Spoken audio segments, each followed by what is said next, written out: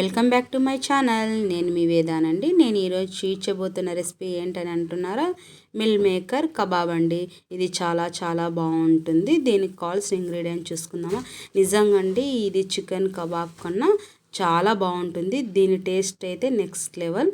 దీనికి కావాల్సిన పదార్థాలు మనం ఒకసారి చూసేసుకుందాము. ముఖ్యంగా ఒక బౌల్ తీసేసుకొని అందులో ఎక్కువ తీసుకోవడం లేదండి. ఇలా మిల్ మేకర్ని 1 కప్ తీసుకుంటున్నాను, చాలు. ఇలాగ 2 కప్స్ నిండా మునిగేంత వేయండి. హాట్ వాటరే వేయాలి. ఇలా వేసిన తర్వాత ఒక 15 మినిట్స్ ఉంచాలి వాటర్లో. అలా ఉంచిన వాడిని ఇలాగ తీసేసుకొని పక్కన ఒక బౌల్లో తీసేసుకోవాలి.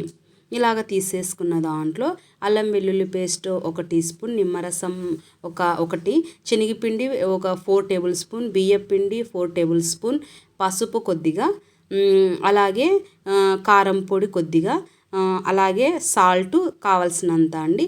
వాటరు చూసుకొని యాడ్ చేసుకోనండి, ఎక్కువ వేయకండి.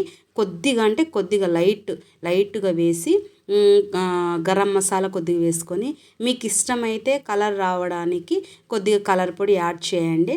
నేను ఇక్కడైతే యాడ్ చేయడం లేదు. చూసారా, ఇలా బాయిల్ చేసుకుని వేడి ఆయిల్లో ఫ్రై చేసుకున్న తర్వాత నాకు ఇలా వచ్చాయండి.